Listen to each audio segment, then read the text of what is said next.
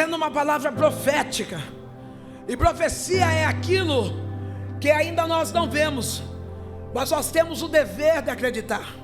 A profecia é a verdadeira fé que nasce no coração do cristão. Não, porque quem crê, ele não precisa ver.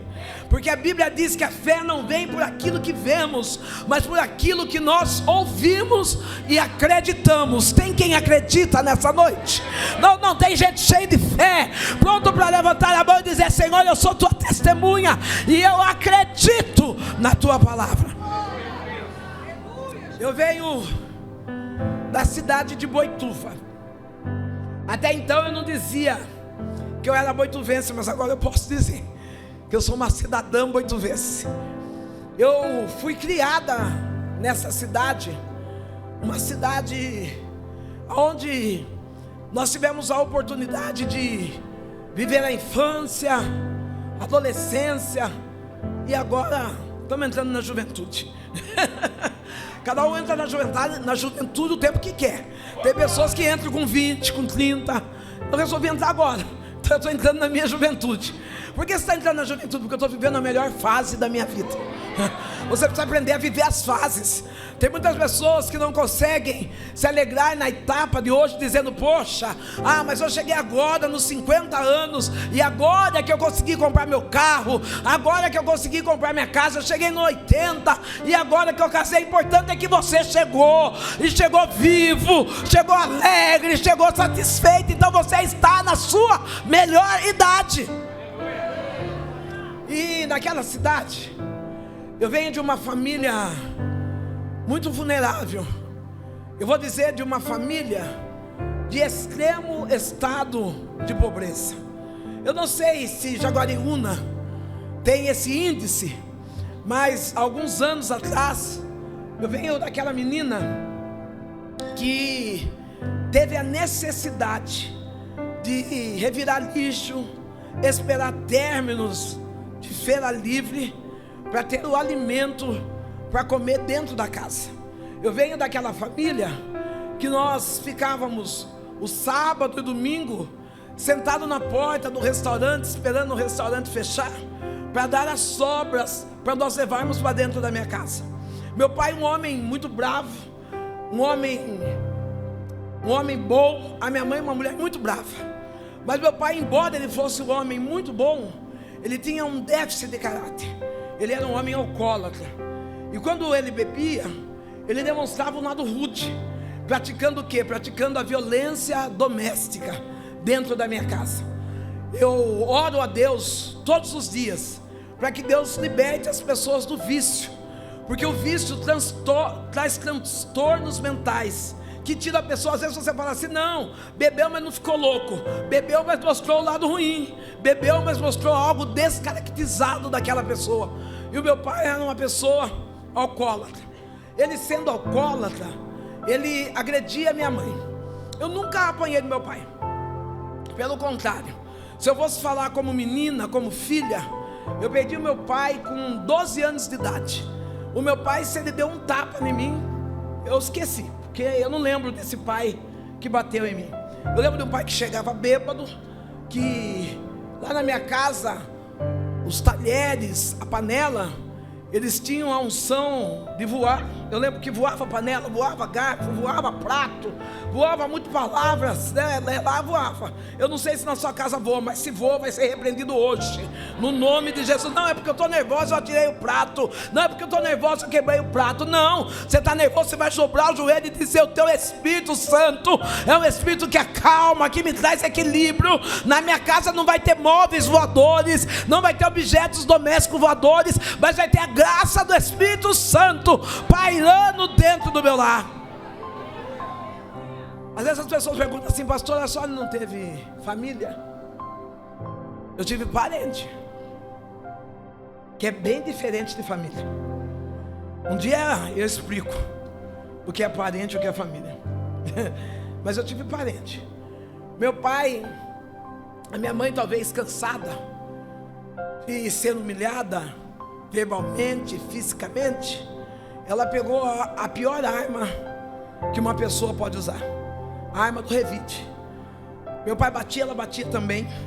Meu pai gritava, ela gritava também. Aprenda a oferecer o bem até mesmo para quem te faz mal. Não importa o que as pessoas estão fazendo para você. O que importa é que você tem um coração bondoso, transformado pela palavra, e você vai oferecer o bem.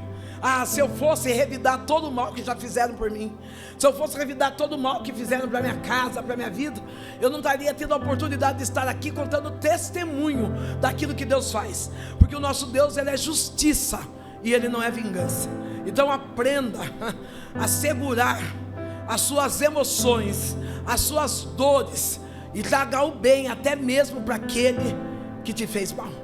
O meu pai, aquele homem alcoólatra, aquele homem bravo, aquele homem sem domínio próprio, nós frequentávamos uma religião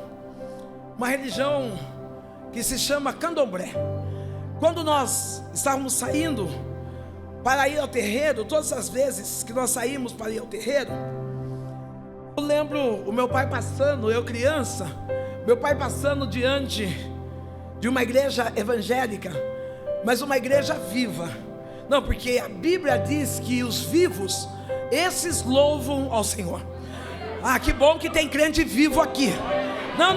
Não é a sua depressão, não é o teu problema, não é o divórcio, não é a morte que te matou. Você continua vivo. E a Bíblia declara.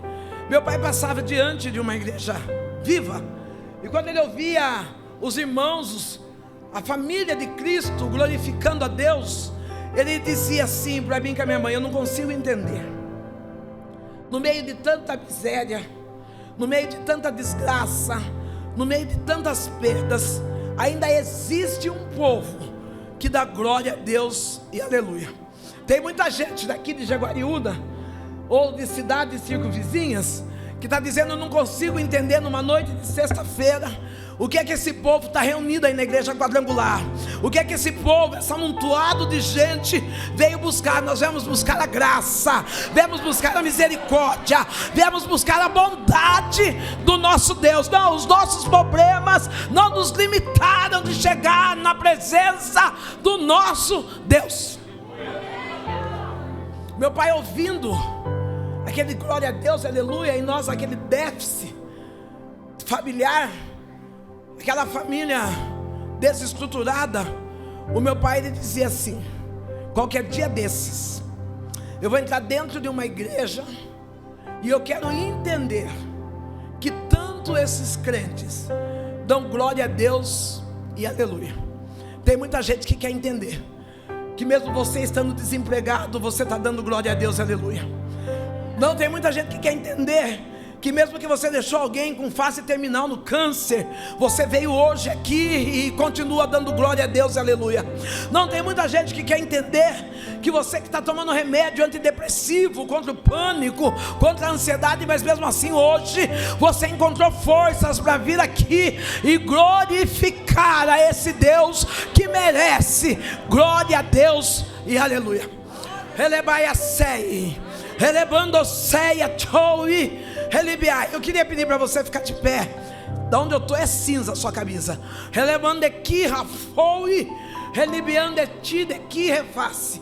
O meu pai, ele não conseguia entender aonde as pessoas que ali estavam, eles estavam glorificando. Se eu tirar, depois alguém ajuda a colocar, ou tem jeito? Meu Deus, eu vou sair. Meu pai, ele não conseguia entender.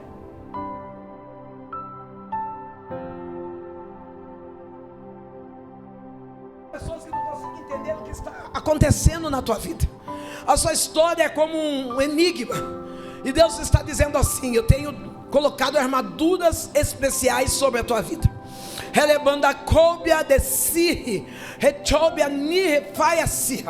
O decreto alguns anos atrás era decreto de morte, mas Deus diz: eu dou decreto de vida e vida com abundância. Se tu pudesse ver e contemplar os céus abertos hoje, nesse momento, olhando para ti e dizendo: sou eu o Deus que me agrado dele. Lamaia, que ele me deixou a Sibnésia, prepararam uma forca como prepararam para Mardoqueu, mas Deus diz: nenhuma ferramenta que foi contra ti será será feita, porque sou eu, Deus, que já dei ordem aos meus anjos a teu respeito, para te guardar. Tu não morre enforcado nessa armadilha, não. Se é para Jesus, aplaude gostoso. Gente, eu vou precisar começar a comprar aqueles de lapela, né?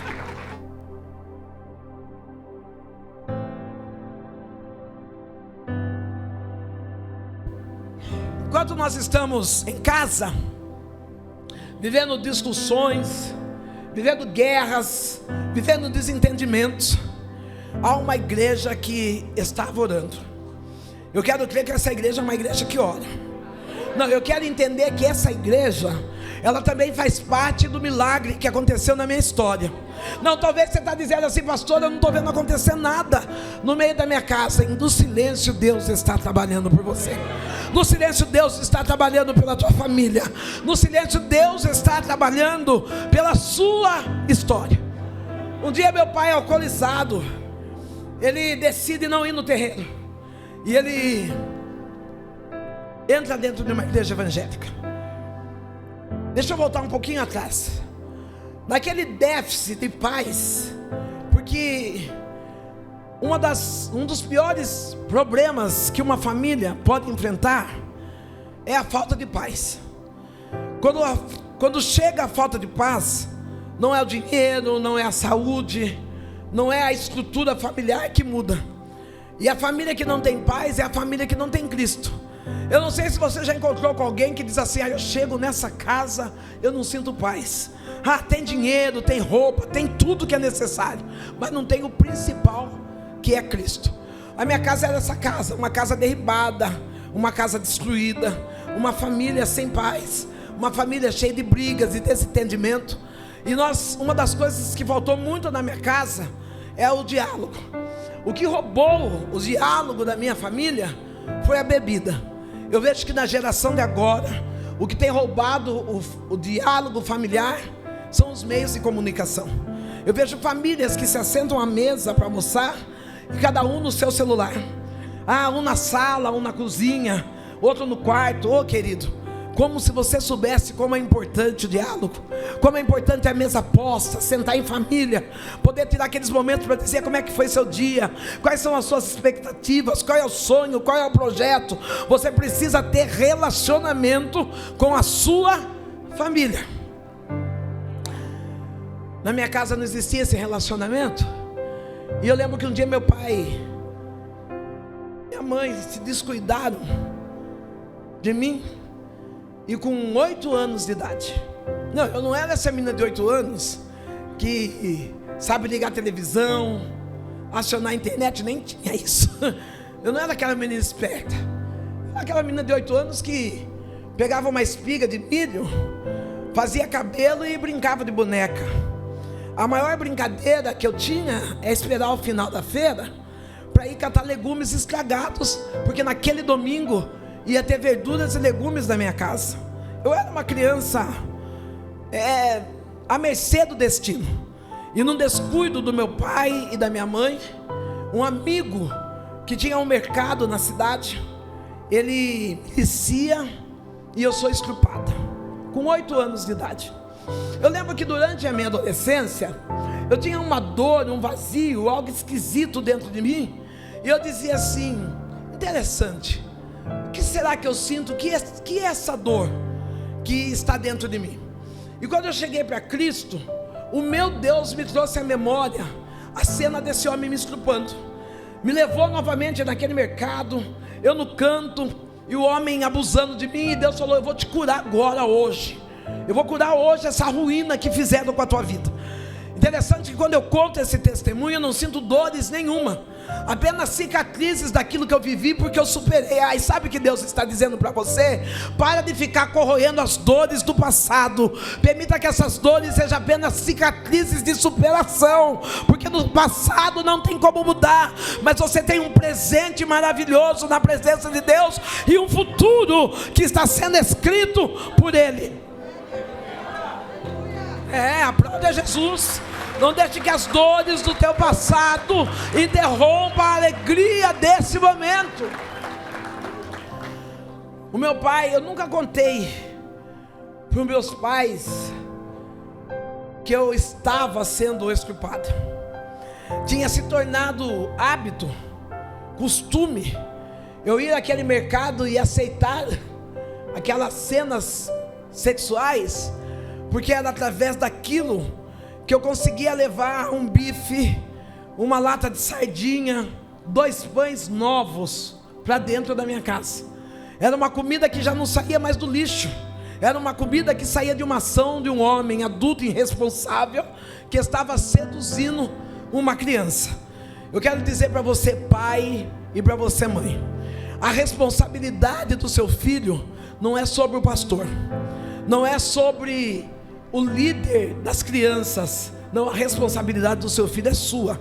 Não para com essa preguiça de domingo de manhã, você fala: eu trabalhei a semana inteira, eu estou tão cansada, e a minha filha já tem 8, já tem 10 anos, vai correndo ali na padaria, filha, e traz 5 pãezinhos para mim, tá? Ou para o filho, porque o estupro não escolhe sexo, não escolhe pessoa. O pedófilo pode estar no seu vizinho, pode estar no açougueiro, pode estar no mercado, e o cuidado e a responsabilidade é do pai e da mãe de cuidar dos seus filhos.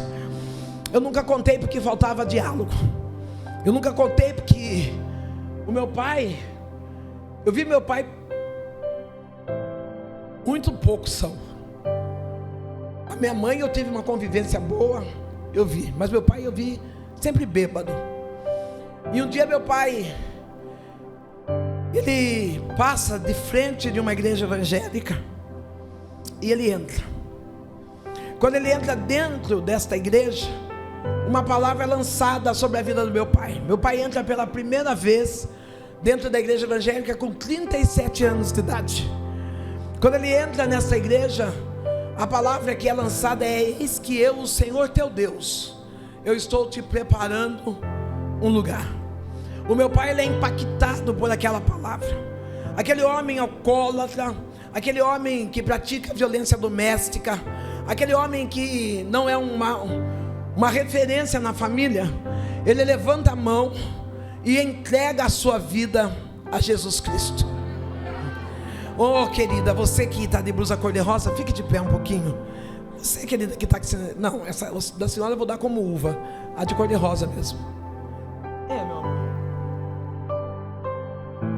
Redipiaia choui, relibiande subneque foube assim. O meu pai, ele entra pela primeira vez e ele recebe a palavra, e a partir daquele momento ele levanta a mão e ele aceita Jesus Cristo como o único e suficiente Salvador. Enquanto eu estou aqui, Deus está dizendo: eu estou entrando dentro da tua casa. O mesmo Deus que está te tirando de uma depressão, porque ainda existe resquício de dores emocionais, palavras que têm ofendido, que têm colocado você abaixo. Deus está dizendo: eu estou entrando hoje dentro da tua casa para mudar a tua história. Sou eu o Deus que faço e mudo tudo, diz o Senhor dos Exércitos.